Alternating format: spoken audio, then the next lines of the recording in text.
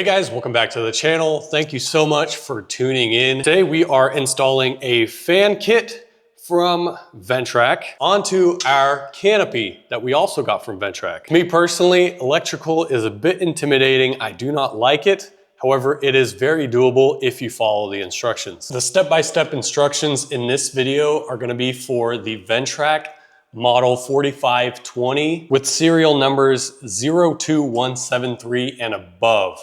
Keep that in mind because there's a different installation process for the 4500 and 4520 serials number 01001 through 02172. And remember, the model number 4520, anything over 02173 and up is what we are going to be doing today. And to find the serial number, it's listed on this riveted metal tab right here. As you can see, mine reads AR13415. And so per instructions, we are gonna be following this guide right here. So with mine having the higher serial number, I will not show you how to do the ones lower. So if yours falls in that category, the install is gonna be different. Might be very similar, but different.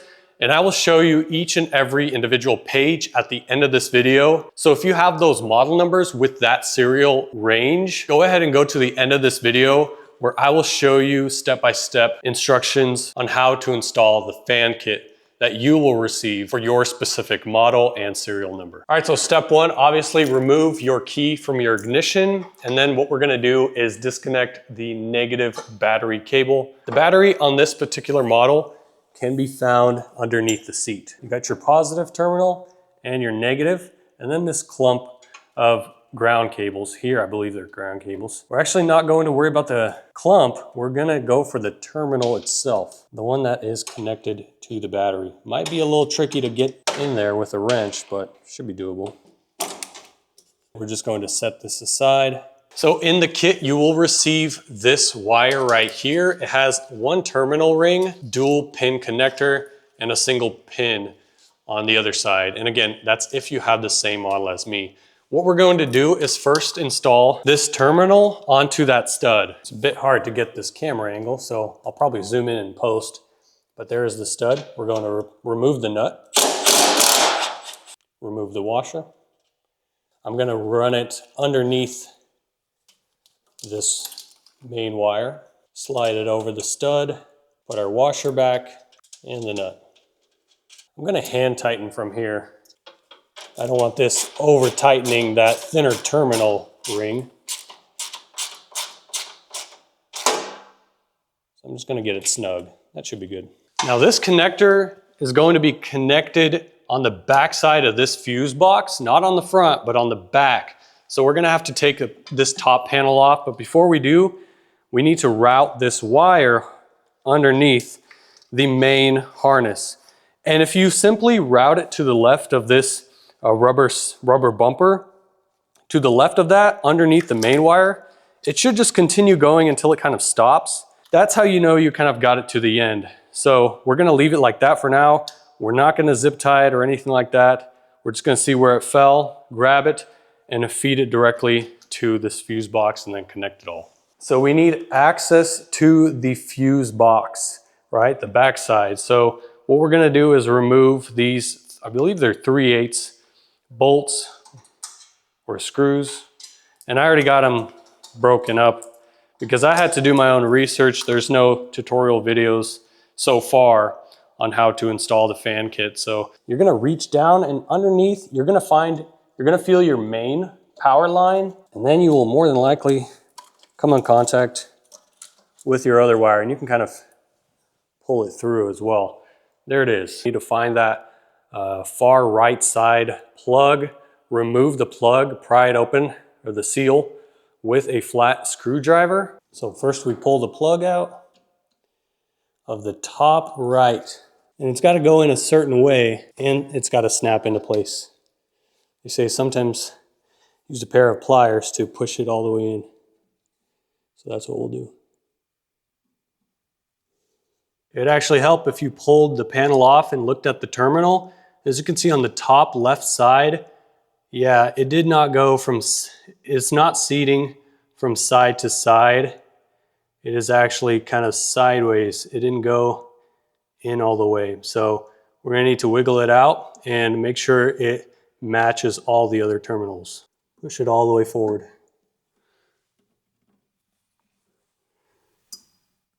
Did you hear that snap? I don't know if this microphone caught it, but if it did, I'll amplify it. So we got everything in place, and knowing that I heard that little snap or click, I'm comfortable with putting the panel back on.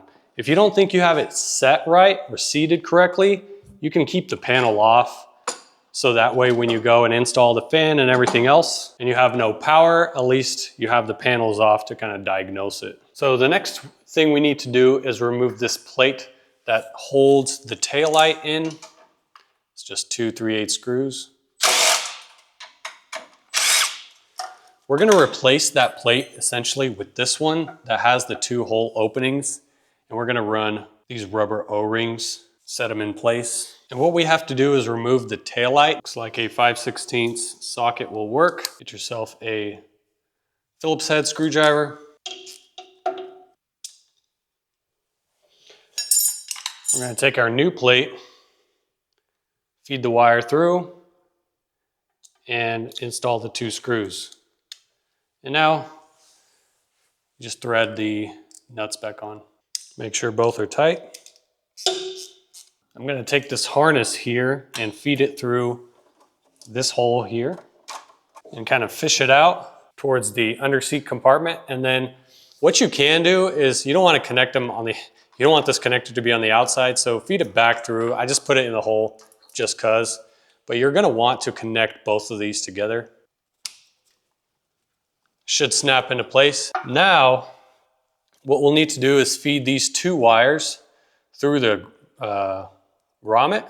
Put everything back into place. Take your 2 screws that you removed, reinstall them. So what we have to do next is essentially run this wire cable up through the roll bar and out from the top of it. And in order to do that, we're gonna need a metal rod or some kind of fishing device in order to pull the wires. I think the easiest way is to just grab a flexible metal rod and duct tape the wiring harness to that rod, so that way the rod is going to guide the wires through. So I'm going to utilize this grommet here, feed it through. And now from this hole, we're going to go up towards the top of the roll bar. You're gonna have to get it perfectly through this opening. It might take a while, guys, so be patient here. I have this peephole here. I can actually see if the wire is coming through and where it's, oh, there it is, perfect. So now you see the wire, you can come out halfway. We're actually going to insert it back through the roll bar and push it up. We're gonna take this off so that way we can see where that's a different wire. We're not gonna have it run from the top. We're gonna have the wire run from the bottom since we already have another accessory using that top grommet. But we're going to continue feeding until we notice that there is a metal rod here.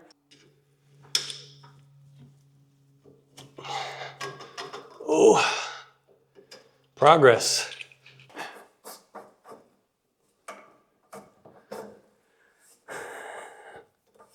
I'm gonna pull it all the way through so that way it sits flush down here. I'm gonna install this rubber grommet.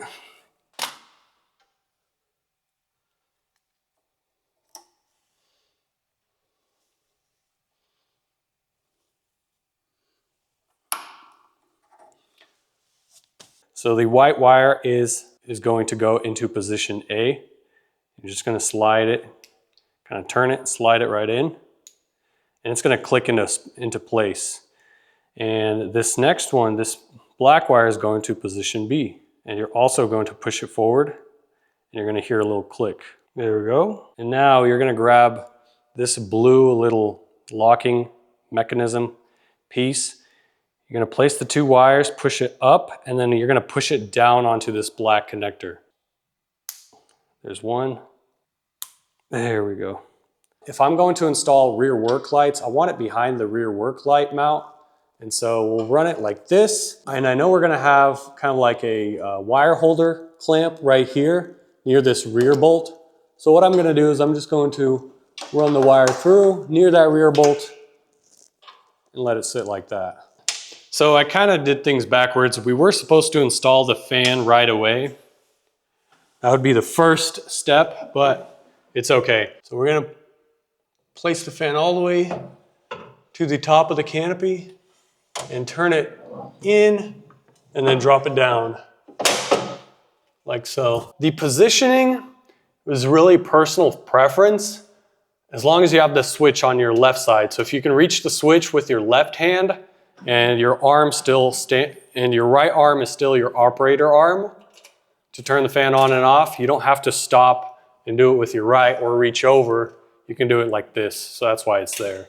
And that's why you'd install it that way, plus your wiring harness. But going back to the position, see, you can have it all the way to the back as long as you are in line with the mounting holes. You can have it positioning here where it's going to be blowing some in your face and some in your back. And this is basically where I would want mine.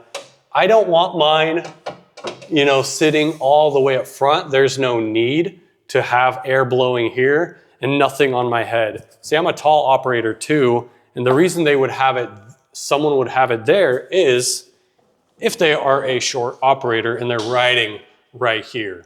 So if they're right here, it would make sense for the fan to be pushed forward. But since I'm a tall operator and I would never run my seat all the way forward, it makes sense to mount and screw the fan all the way to the back using the farthest mounting holes that I can.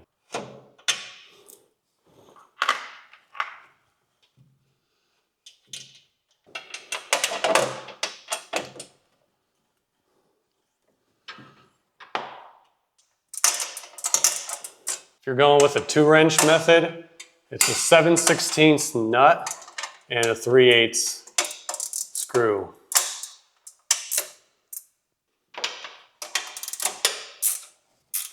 Okay, now on the left side, we're going to be utilizing this bolt right here to hold this, again, wire holder. That's going to hold the wire in place. Just get yourself an extension with a 9/16 socket. Go from the back side to get the nut because it's a little bit harder with a ratcheting wrench to get back there.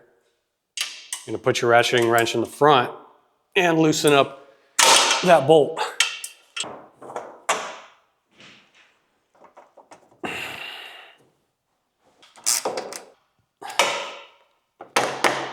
There we go.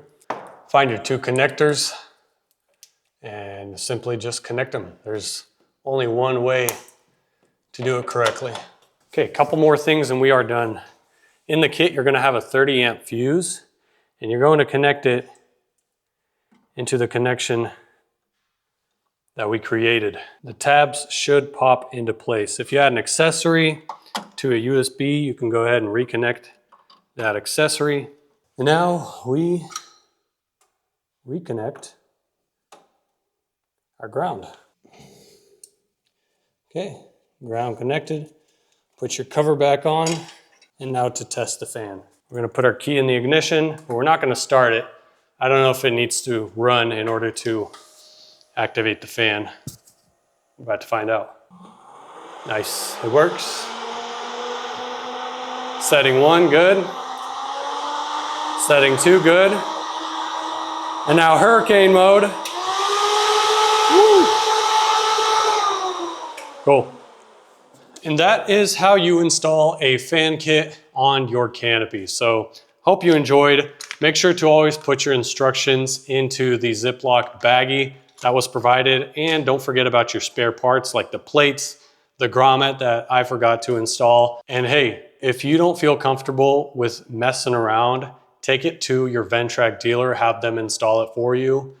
I personally do not like electrical, anything. But I was able to knock this out by myself by just following the instructions. There was no tutorial video. Ventrac doesn't have one out yet. I don't know if they will or not. And nobody on YouTube has a video on this. So I figured I'd make one, show you that it's possible to do it. And I hope you enjoyed it. Thank you so much for tuning in to this series where we are essentially modifying and upgrading our Ventrac to its fullest capabilities, adding all of the accessories, making it somewhat of a limited model. I will have a playlist dedicated to installing all of these parts, and you can find that in the description or somewhere up here. I'll have a little tab for you. So go ahead and check it out. Again, take care, God bless you, and we'll see you in the next one.